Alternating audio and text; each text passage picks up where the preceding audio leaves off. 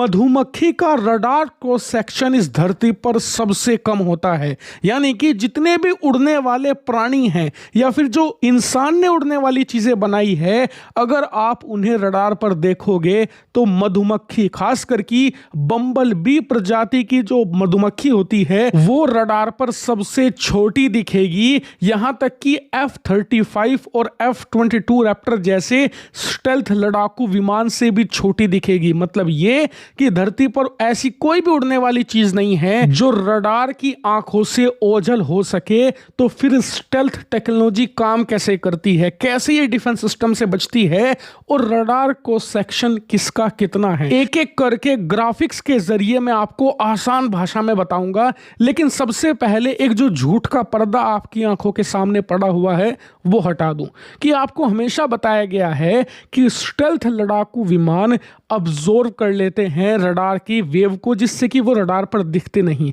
ये सरासर झूठ है, ऐसा हो ही नहीं सकता। ये फिजिक्स के नियमों के खिलाफ है, क्योंकि फिजिक्स का पहला नियम ही ये कहता है कि इंसान ना तो एनर्जी को बना सकता है और ना एनर्जी को तबाह कर सकता है। आप सिर्फ एनर्जी को एक रूप से दूसरे रूप में बदल सकते हो, ना तो आप उसे नहीं बना सकते हो ना ही खत्म कर सकते हो। अब रडार क्या करता है, रडार भी एनर्जी छोड़ता है लड़ाकू विमान को पकड़ने के लिए। तो जब एनर्जी को डिस्ट्रॉय नहीं किया जा सकता तो फिर लड़ाकू विमान कैसे उसे अब्जॉर्व कर लेगा। देखिए रडार का काम करने का तरीका ये है, आप स्क्रीन पर देखिए कि वो रेडियो वेव छोड़ता है भारी मात्रा में, पूरा वातावरण भर देता है रेडियो वेव से, एक तरीके की एनर्जी से। अब कोई लड़ाकू विमान गुजर रहा है वहां से तो वो रेडियो वेव उससे टकराएंगी और वापस जाएंगी और रडार के रिसीवर से टकराएंगी। और जब ये टकराती हैं तो रिसीवर इस बात को देखता है कि आरसीएस कितना है, यानी कि रडार क्रॉस सेक्शन कितना है, और इसी को लेकर लोग कंफ्यूज होते हैं। मैं आपको सिंपल लैंग्वेज में बता देता हूं। आरसीएस का मतलब है स्ट्रेंथ ऑफ रिटर्न सिग्नल, यानी कि सिग्नल जो रिसीव हो रहा है वो कितना ज्यादा मजबूत है, और उसी से वो लड़ाकू विमान के आकार का पता लगाता है। या फिर अगर सिग्नल छोटा है तो मतलब ड्रोन है। और स्टेल्थ हथियार का काम है इसी आरसीएस को हद से ज्यादा कमजोर कर देना, ताकि रडार पर मक्खी या मच्छर के आकार का दिखे। लेकिन ये होगा कैसे, क्योंकि रडार तो रेडियो वेव छोड़ता है जो एक तरीके की एनर्जी है, आप उसे डिस्ट्रॉय नहीं कर सकते। तो फिर आप क्या करोगे, तो इसको लेकर तीन तरीके के रास्ते अपनाता है स्टेल्थ लड़ाकू विमान, जो मैं आपको एक एक करके बताता हूं। सबसे पहला, रेडियो वेव को दूसरे फॉर्म में बदल देना। भले आप एनर्जी को डिस्ट्रॉय ना कर सको, लेकिन एनर्जी का फॉर्म यानी कि उसका रूप बदल सकते हो। तो यहां पर क्या करता है, अपनी स्टेल्थ कोटिंग के जरिए रडार वेव को एब्जॉर्ब करके उन्हें बदल देता है हीट में, यानी कि गर्मी में, और वातावरण में रिलीज कर देता है।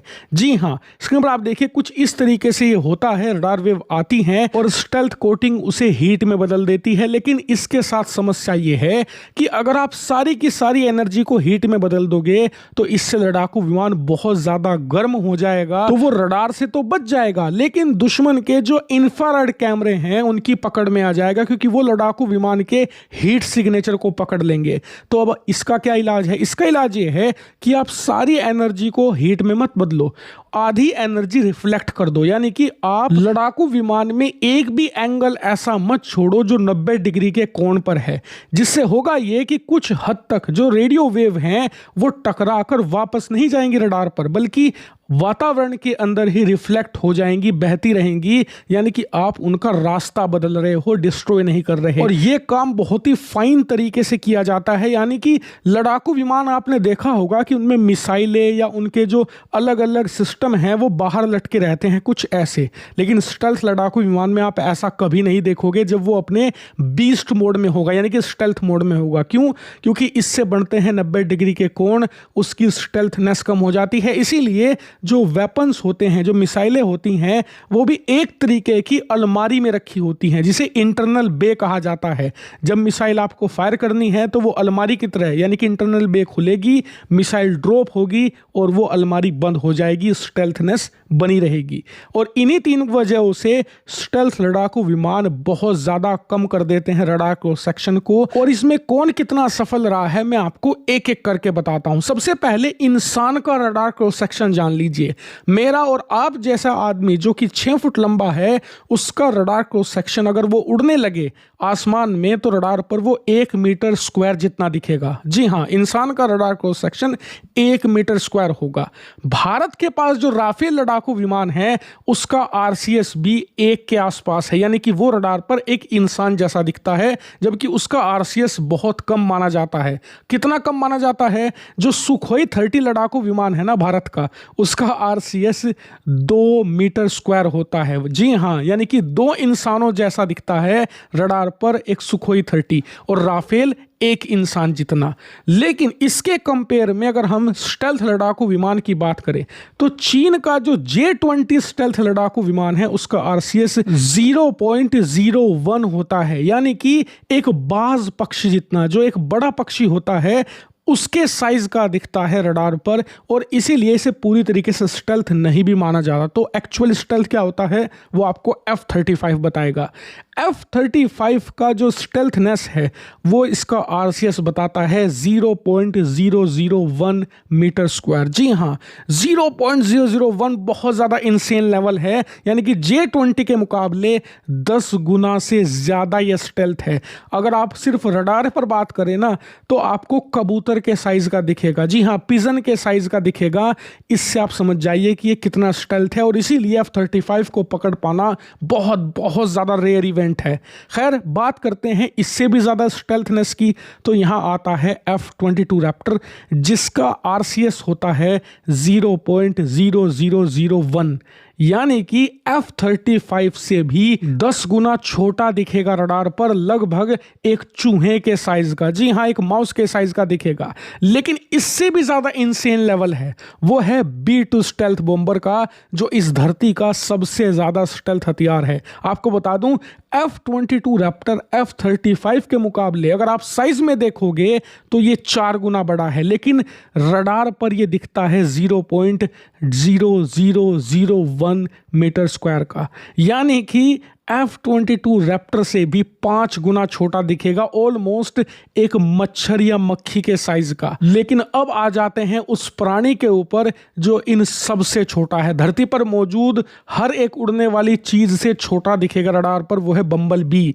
0.00001, यानी कि F-22 रैप्टर से भी 10 गुना छोटा दिखेगा रडार पर, यानी कि हर एक चीज दिखेगी जरूर। तो फिर इन्हें पकड़ा क्यों नहीं जा सकता, खासकर कि B-2 बॉम्बर और F-22 रैप्टर को?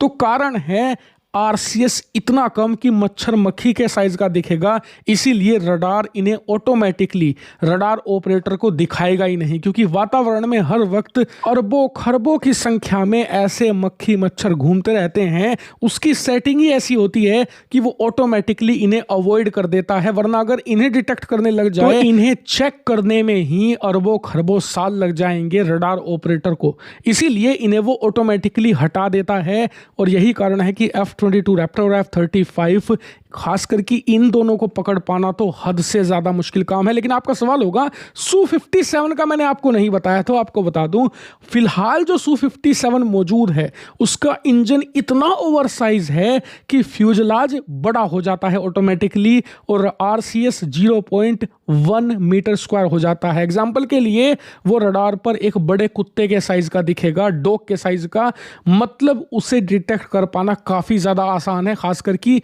रेयर से। इसीलिए वो अभी फुल्ली स्टेल्थ नहीं है। आने वाले वक्त में जब उसका फ्यूजलाज चेंज होगा, उसका जो नया इंजन है IL सीरीज का वो लगाया जाएगा, तो इसका आरसीएस बताया जाता है कि F-35 के साइज का हो जाएगा। वो फिर 2028 के बाद रडार पर एक कबूतर के साइज का, एक पिजन के साइज का आपको दिखेगा, जो बहुत ज्यादा अच्छी सेटिंग होगी। लेकिन मेरी ये स्टेल्थ की एक्सप्लेनेशन आपको कैसी लगी? अगर अच्छी लगी तो बताइएगा, मैं आगे और बनाऊंगा। और हाँ, इस वीडियो को शेयर तो जरूर करना सबके साथ, बहुत मेहनत लगी है बनाने में।